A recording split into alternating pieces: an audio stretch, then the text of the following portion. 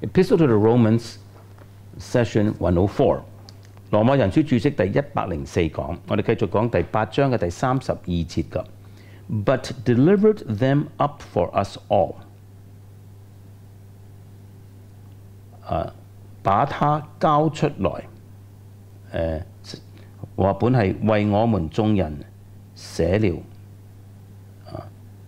喺新譯本就翻譯出嚟啦，為我們眾人把他交出來 ，delivered him up for us all。The preceding clause is negative in form。前邊嘅從句係負面嘅説法 ，He spared not， 不愛惜。This clause is positive。呢個從句呢係正面嘅説法 ，He delivered them up， 他把他交出來。This reflects on what the apostle elsewhere declares。呢個就反映出使徒保羅在其他經文所宣告嘅 ，that Christ was made sin and a curse， 就係基督成為罪、成為咒詛嘅。我哋睇經文 ，2 Corinthians 5:21， 哥林多後書第5章第21節，上帝使那無罪的替我們成為罪，成為罪。加拉太書第3章第13節，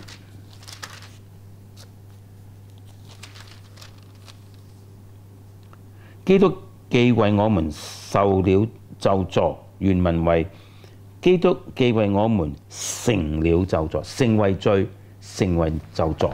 The Father delivered over His own Son to the damnation and abandonment which sin merited。父將佢自己嘅兒子交出來，要遭受到罪所配得嘅咒詛同埋離棄。There was no amelioration of the condemnation executed upon him。在基督身上所執行嘅咒詛呢，定罪呢係冇減輕嘅。Gethsemane and Calvary are the proofs。客西馬尼園同埋各各他山就係證據。We may not overlook the conjunction which is exemplified here again。我哋再一次不可忽略到這裏所展示出嘅連接。It was because the Son was a subject of unique relationship and the object of the incomparable love that he could be thus delivered over to the damnation which he endured and ended。就是因為聖子與聖父有着這個獨特的關係，也是聖父這個不可比擬嘅愛嘅對象，所以他才能夠被交出來去忍受這個定罪，也就是這樣地結束了這個定罪。There may be also within the apostles' purview another aspect of this delivering up。使徒保羅心目中可能亦都諗到交出來有另外一個層面嘅 ，namely the giving up to all that the arch enemy and his instruments could do against him， 就係將他交出來，讓最大嘅仇敵魔鬼同埋佢嘅使者任由擺佈。Jesus said to his adversaries on the eve of the crucifixion， 主耶穌在佢被釘十字架之前一晚，對佢嘅敵人們咁樣講嘅 ，This is your hour and the power of darkness。Luke 22 verse 53。路加福音第22章第53節。現在是你們的時候，黑暗掌權了。新譯本，但現在是你們的時候了，也是黑暗掌權的時候了。This is your hour and the power of darkness. And the descriptions of inspired prophecy must be taken into account in this connection。在這裏，我哋必須要考慮到受聖靈默示嘅舊約嘅經文嘅預言㗎。我哋睇一系列嘅經文 ，Psalm 22，詩篇第22篇 ，verse 12、13 and 16， 12、13同埋16節嘅第12節。同埋第13節，我哋讀新譯本，有許多公牛圍着我，巴山強壯的公牛困住了我，他們向我大大的張嘴，像爪獅吼叫的獅子。16節，犬類圍着我，惡黨圍繞我，他扎了我的手，我的腳。詩篇69篇第26節，因為你所擊打的，他們就逼迫；你所擊傷的，他們戲說他的愁苦。新譯本，因為他們迫害你所擊打的人，嘲笑你所擊傷的人的痛苦。Jesus was delivered up by the determinate counsel and the foreknowledge of God, and by the hands of wicked men who was crucified and slain. 耶穌基督係藉着上帝堅決嘅計劃同埋預知被交出來，也是由那些惡人在惡人嘅手中被交出來，被釘十字架死了。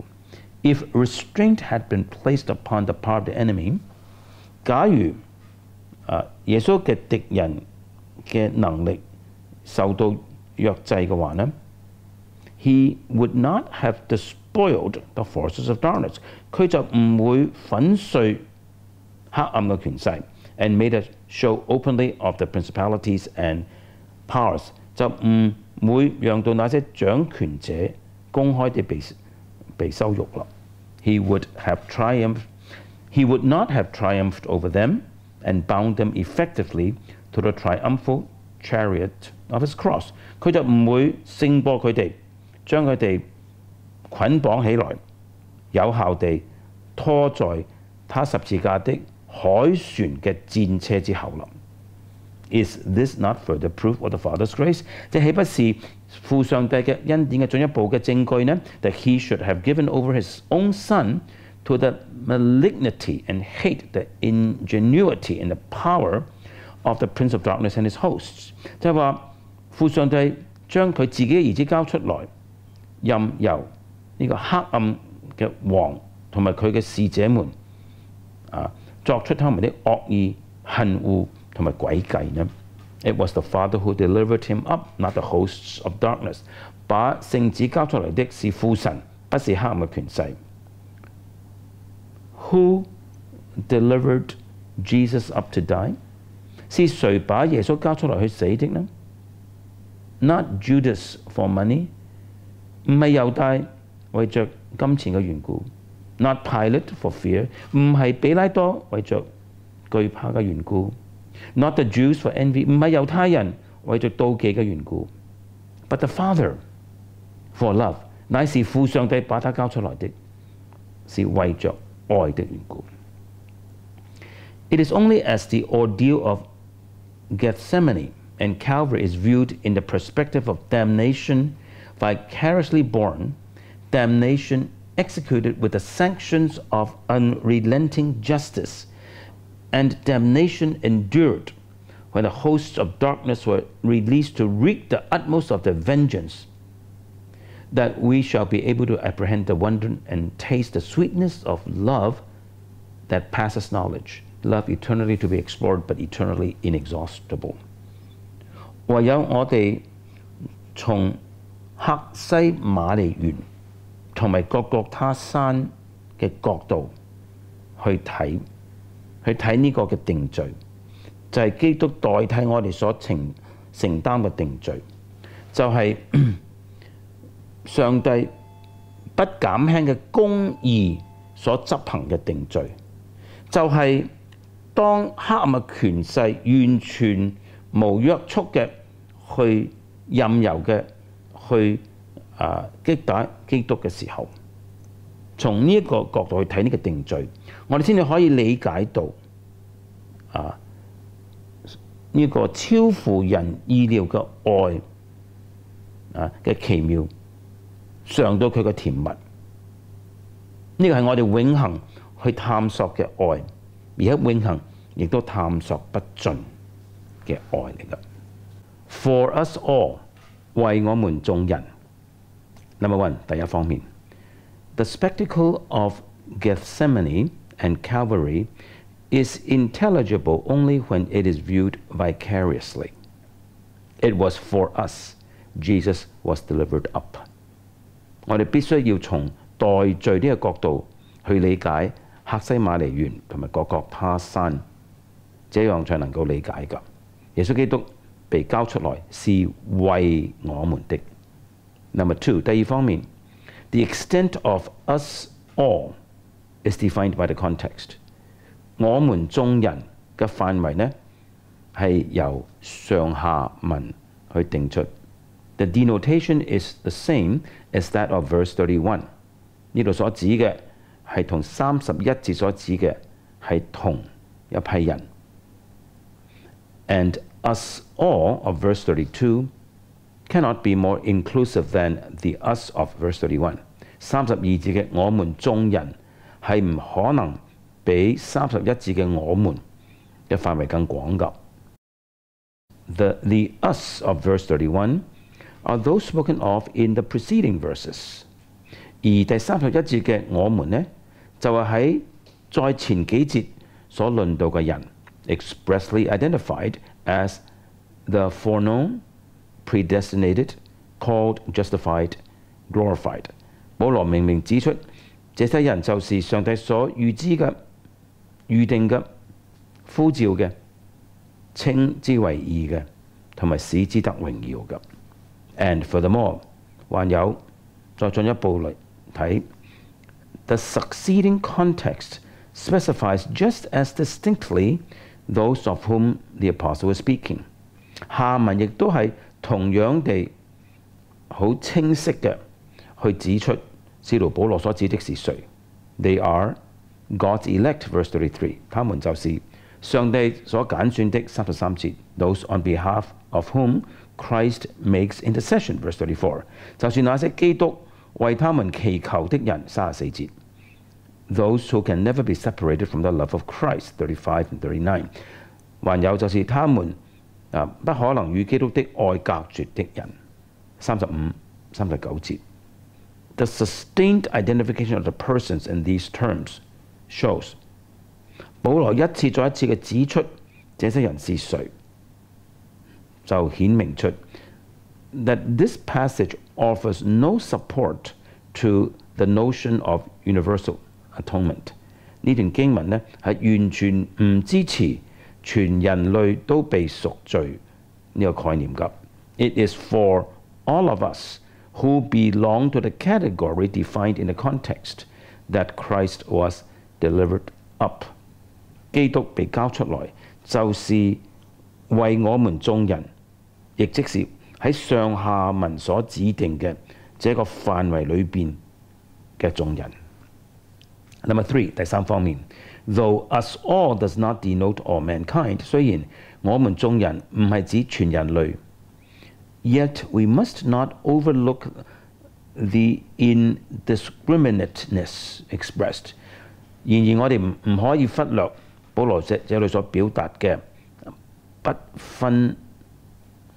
然而我哋係唔可以忽略到使徒保羅呢度表達出一種嘅沒有區別嘅性質。Within the scope of those embraced, there is no restriction and exclusion。喺嗰啲包括在內嘅人呢個範圍裏邊呢，係冇限制，係冇所排除㗎。Each person has its own individuality。每一個人有佢自己嘅獨特性。And this is also true in respect of sin, misery, and liability。每一個人喺佢自己嘅罪、痛苦同埋配受刑罰嘅程度上，都有佢嘅獨特方面㗎。God does not save men in the mass。上帝拯救人唔係大批製作㗎。He deals with each individual in his particularity。佢係面對每一個人嘅獨特性咁樣對待人㗎。And this is to be taken into account in the Father's giving up of his own son。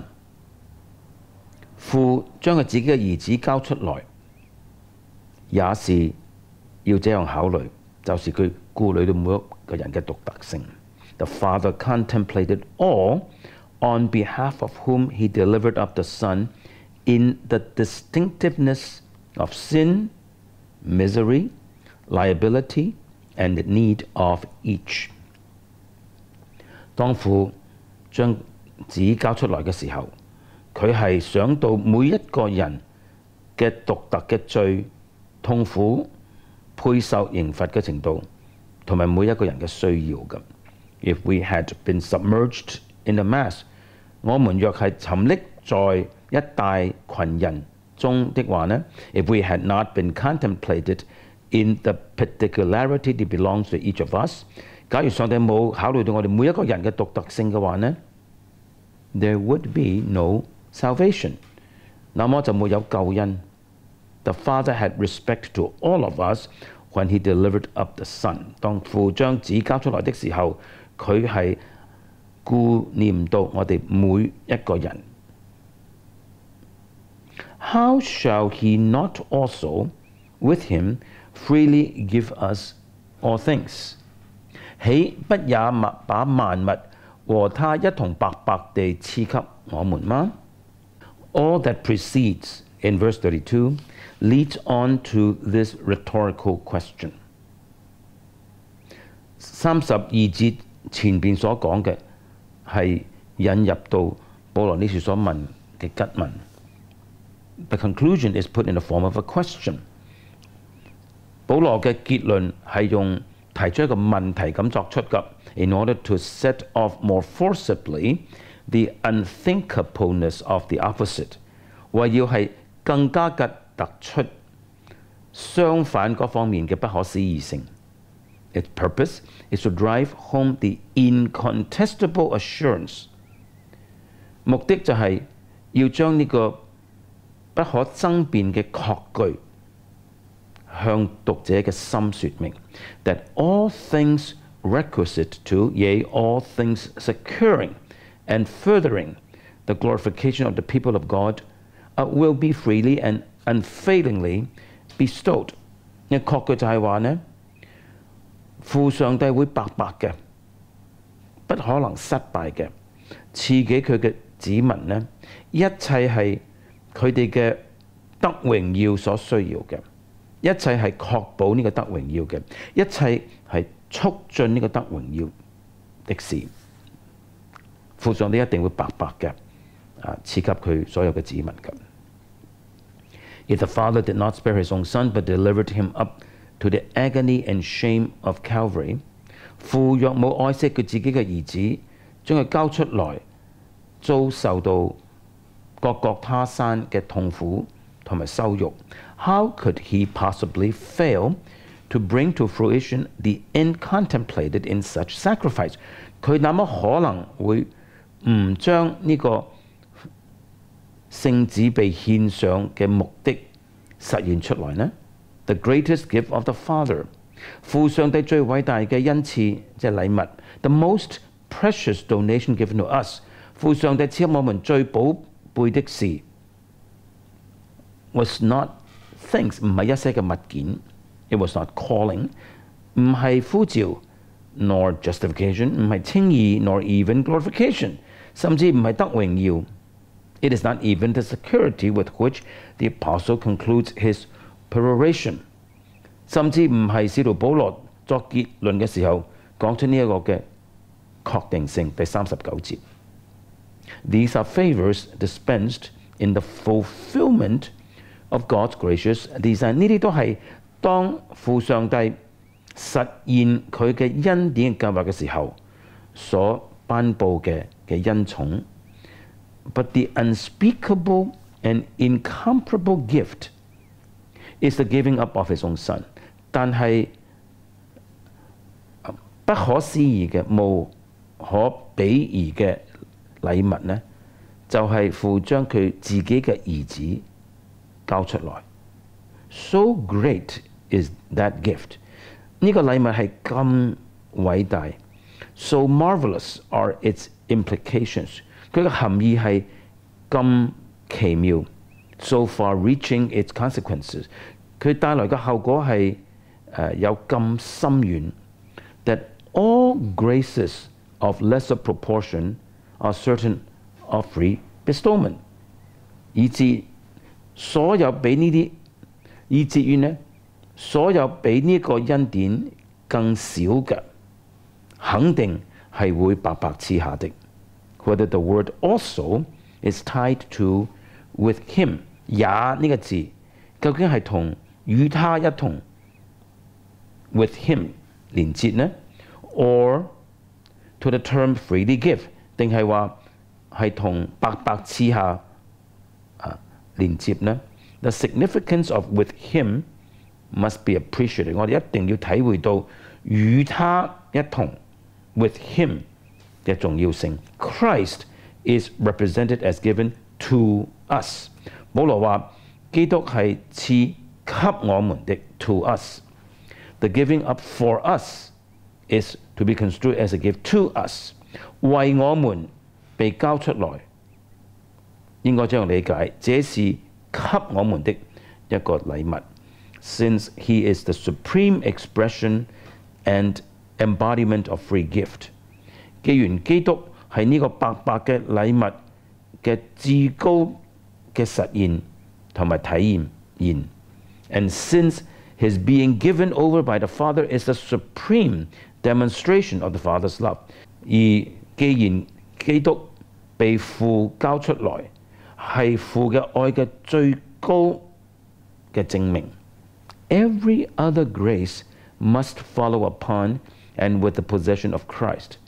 所有其他嘅每一件嘅恩賜呢，必須係隨之而來，即係話，當我哋有基督嘅話，就必然有這些恩賜啦。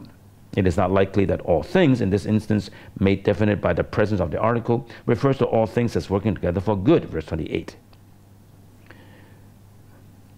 一切事在這裏呢係有一個觀詞㗎，大概唔係指羅馬書8章28節嗰個萬事互相效力嗰個萬事。The things contemplated are the gifts and blessings of grace bestowed upon believers。